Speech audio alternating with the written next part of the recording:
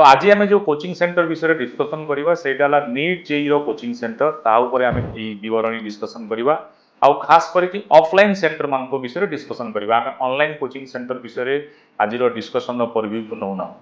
तो प्रथम पॉइंट है टीचर्स टीचर्स माने जेकोसी शैक्षिक अनुष्ठान आत्मा आपण मैंने जानी हॉस्पिटल जो भाया डॉक्टर माने इंपोर्टेंट तो एजुकेशनल इंस्टीट्यूट टीचर माने इंपोर्टेंट टीचर्स मान को इवालुएट कर किसी मापदंड अच्छी से स्लाइड आप देखी पाथे। प्रथम मापदंड है अर्थात प्रथम पैरामीटर है एक्सपीरियंस जे जड़े टीचर तांकर केते वर्षर अभिज्ञता अच्छी 10 वर्षर अभिज्ञता अच्छी ना 12 वर्षर अभिज्ञता अच्छी आपण मैंने जानी आजिकल एभलिया भी बहुत कोचिंग इंस्टीट्यूट अच्छी फ्रेशर्स पास आउट मान आनी कोचिंग सेंटर रे अपॉइंटमेंट कर दिया। आम सेकेंड जिन या भी देखा कथा से टीचर तांकर जो अभिज्ञता अच्छी से को इंस्टीट्यूट रे अच्छी आउर एकाडेमिक बैकग्राउंड कौन से माने को भाया इंस्टीट्यूट निजे पाठ पढ़ी कहबार अर्थ है जदि जड़े स्टूडेंट 90% पाई तार टीचर 90% वाला स्टूडेंट होता कथा माने मुझे मो कथा को एक्सप्लेन करुँची जदि मोर पुओ मोर झील जदि 10th रे कि 12th रे 90% पाई से स्टूडेंट भोक आ शोष को माने ज्ञान भोक आ शोष को मेन्टेन से भाया जड़े टीचर दरकार जी कि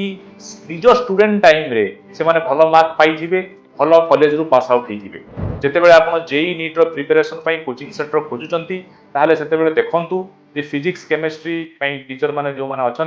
से माने भल भल इंजीनियरिंग कॉलेज रु पास आउट होता कथा एनआईटी कि आईआईटी पास आउट होता कथा। आउ गोटे इंपोर्टेंट पॉइंट है जे जो टीचर विषय आप भावुंट देखुं जहाँ विषय आप इवालुएट कर कोचिंग सेंटर सहित किभलिया एसोसिएट अच्छा। आ तृतीय पॉइंट है एसोसिएशन अर्थात जड़े टीचर से इंस्टीट्यूट सहित से कोचिंग सेंटर सहित किभलिया एसोसिएटेड से जड़े फुल टाइम फैकल्टी ना पार्ट टाइम फैकल्टी आम ये वीडियो रे आपण मानू किछटा टिप्स भी देबू से टिप्स को आपण व्यवहार करी आपण माने ए पॉइंट विषय आउ टिके भल भाव जानी पारे अर्थात ये पॉइंट को मुझे आपको एक्सप्लेन करुँची मार्केट रे एभलिया बहुत इंस्टीट्यूट अच्छा जो मैंने फेमस टीचर मानकर आनिकी फोटो लगे दियो मात्र देखला बेले से टीचर जितेबाला सिलेबस आरंभ हुए आसिकी हूँ तो 2-3 दिन से टाइम स्पेंड करती से आसती आदि भी आसती सप्ताह दिने आसती 2 दिन आसती तो आपण मान बेटर हम जदि आम निज स्टूडेंट भविष्य आम गढ़ाई चाहूँ से भविष्य गढ़ाई गोटे भल कोचिंग सेंटर पढ़ाई चाहूँ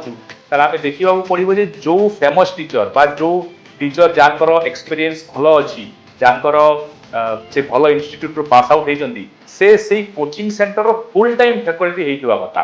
आउ चतुर्थ पॉइंट है से टीचर ट्रैक रेकर्ड कौन माने से टीचर्स विगत जीवन में 10-15 वर्ष जो अभिज्ञता अच्छी से अभिज्ञता समय से केते सुंदर रिजल्ट बाहर करते पिला नीट क्लियर करते पिला एम्स रे पढ़ुंट केते पिला भल आईआईटी रे पढ़ुंट यही 4-5टा पॉइंट रे आम इवालुएट करवा टीचर मानक।